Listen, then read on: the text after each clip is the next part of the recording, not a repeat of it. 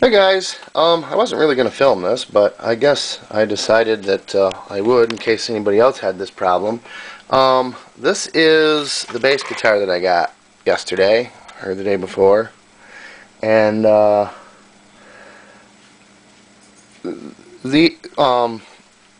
guitars in the neck, at least more modern ones, have a truss rod, and that's what this is.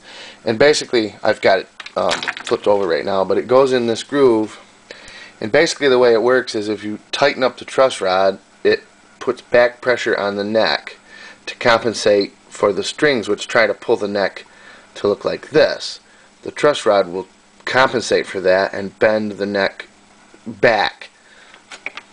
See, the strings will try to bend the neck up, and the truss rod pulls the neck back to compensate for it. Well, this one doesn't seem to be working. It had an awful high action, and the neck was actually bent up quite a bit. And you could pull it back by holding onto the headstock and pull back on it, and you could lower that right back down. So I thought initially, well, I'll just tighten up the truss rod a couple turns and that'll fix it. But I tightened it up as tight as I dared go, and it didn't do anything. Didn't change the action at all. So it wasn't spinning. You know, if they break, they'll just turn and turn and turn. And it wasn't spinning, so I debated if I could pull it out of here or not. I wasn't sure what it looked like. Some of them are just a single rod that's bent around, and you know, they're different styles. But it wasn't going to come out this little hole here in the end. So I took the fretboard off. Yeah. I'm not a luthier. I'm not a guitar person. I don't work on guitars, but hey, it's not a very big investment, and I thought, hey, I'll learn. So I Googled it, and a couple different people say with a flat iron that has steam, you can steam these off, and it should take, you know, a couple hours. You want to go slow and careful and blah blah blah blah, yada yada yada. Basically you put the steam iron on here, start at this end, the bridge end, because this end is quite visible, and they said if you ding it up a little, you know, you'll see it. You start down here. Probably a straight razor blade would work better, but I didn't have one handy. You set the iron on here with steam on almost as hot as it'll go, like midway up on the steam range, like wool or a little higher. So she's really cranking out the steam, and then it softened the glue right up. In a matter of like 2 or 3 minutes, I could push these in on each side, and then I just got my putty knife in there, and it worked up to about here, and it wouldn't go any farther. So I moved the iron, and in a matter of about a half an hour, I had this off. And I pulled out the truss rod, or truss unit, which basically looks like this. It's an aluminum housing, and there's a steel rod down the center, and then there's a little spacer washer, shaped washer that goes on this end, and then this is the nut that resides in here that you actually turn with the Allen wrench to tighten it. And there's like masking tape around it, probably to keep it from vibrating and rattling inside there. And it's basically how it works is the steel rod wants to be straight. The tighter you tighten the nut, it's going to try to straighten that rod. And they've put, if the camera will focus here, they've put a little steel spacer inside this channel, which will hold that rod up slightly. So as you tighten the nut, it tries to straighten that rod, which puts pressure in the center here and is supposed to straighten the neck. My guess is that spacer's not high enough. So what I'm going to try, probably not tonight, because it's getting kind of late and I got work tomorrow, but what I'm going to try is making that spacer thicker. So long as the rod doesn't come out the top of here, it should be alright. And then the only way to be able to actually tell is to put the whole thing all back together, glue it back together, and, you know, let it cure until it's set up good, and then try it. Worst case is it'll be the same as it was before, you know, so I'm not really out anything, unless I can't get it to glue back together. But I mean, I can glue 2 pieces of wood together. This is almost like a contact cement. It's kind of rubbery. It's set up now, but when it's warm, it's very rubbery. So I don't know, I'll have to go online and see what they recommend. I don't know if it's supposed to be wood glue. I doubt it. but maybe wood, just standard, you know, regular wood glue. I don't know, but I will look online tomorrow. Maybe I'll look online now, and then I will know. But yeah, so anyway, I'm teaching myself to be a luthier, or luthier. I'm not sure how you pronounce it. A guitar fixer. And the body, I've got the body over on the couch back there. I was going to start taking the stickers off, so I got this old hairdryer out, but I thought I better see if I can fix the neck first before I spend a lot of time on it. So that's where we're at. I probably won't upload this until I get further into it, but this is Thursday night, the 13th of September. So I'll probably continue this tomorrow, and I'll join all the videos together and make one big long one for you guys to have to suffer through. So anyway, until part 2. Alrighty, day 2 with the bass guitar saga. I've got the neck cleaned up and ready for glue. I cleaned out these grooves on both the neck and the fretboard, because I'm assuming that those are important. They probably have something to do with keeping a, you know, a good bond.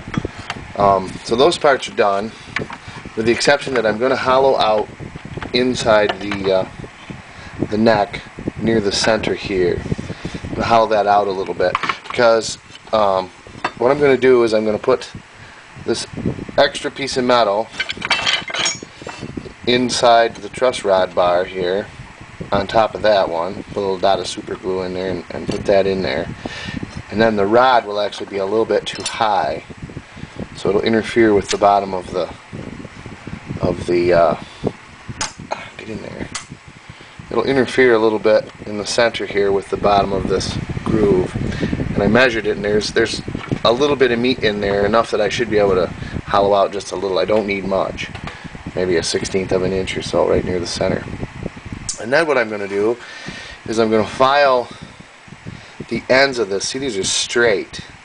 I'm going to file these with an undercut to help it bend the way that it should be bending. So the idea how this works is, if this bar is curved and you draw a nut up on it, it's going to try to make this bar go straight, which is going to bend this up this way. And that fits in here, and that should bend that down now, because I've turned it over. Bend that down and counter the tension of the strings. So to facilitate that, I'm going to just a little bit angle both ends of this, so that instead of it, you know, trying to just tighten up against this flat end, and there's nothing really helping it to bend, it's just, you know, tightening up against the flat end. I'll put a little bit of a bevel on there, and hopefully that'll help it do its job. And then this is not flat, just setting here like this. It does have a slight hollow in the center. If you put a straight edge on there, I don't know if the camera, if I can do this with one hand, but if we put a straight edge on here, I don't know if the camera's picking that up or not. But you can see that there's a hollow underneath the neck. That should be down like that if I pull up on the neck. But you can see there's a hollow. So when I glue the fretboard on, I think what I'm going to do is bend it a little bit, so that it's a little bit farther over than straight, so that when the glue of the fretboard is on here and sets up, it'll help hold it straight. So that's where we're at. Moving on. Alright, here's my setup. I tried the truss rod out before I put it in there, and it seemed to work really well. I should have probably took a little video of that, but I basically did what I said I was going to do.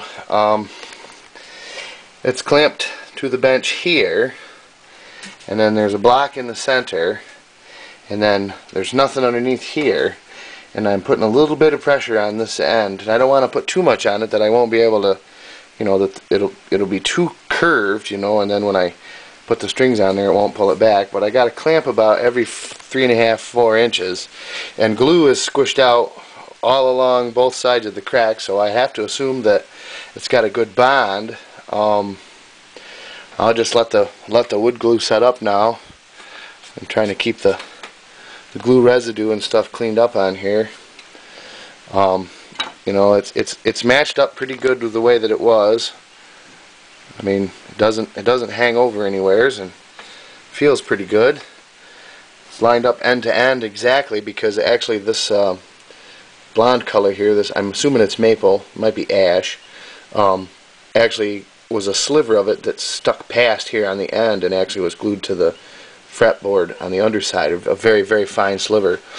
And so I know exactly where that lined up because I cut that with the knife instead of trying to separate it when I took the fretboard off, because it probably would have just broke off and then it would have been hard to put back together. So there's a defined line under there where I cut that with a razor knife so I could line that end right up with that.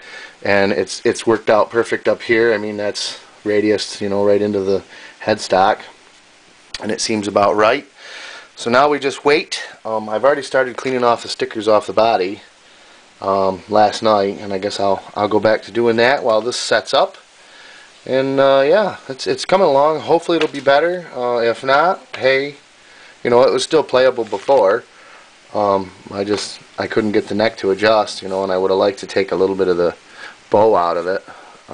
But we'll see if this makes it any better.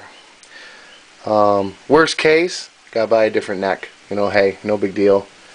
So it was a learning experience anyway. So yeah, we'll go from there, and I'll check back with you guys later on. Alrighty, it's all put together. I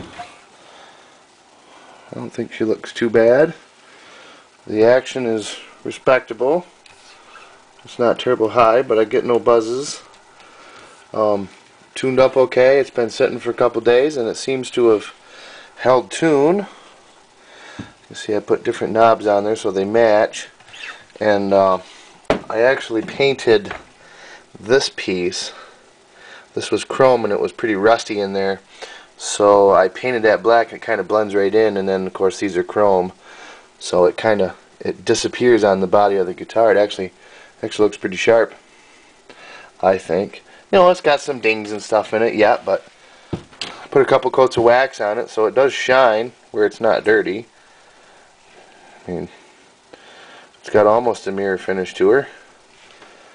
And I can't play it, but it is in tune.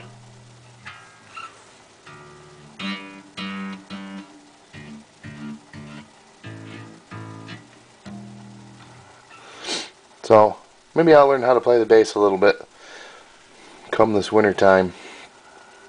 So that's it for that. So thanks for watching, and the next video is going to be about repairing I think it's an LCD TV. It's a friend of mine's, and wanted me to take a look at it, so we'll go on to that.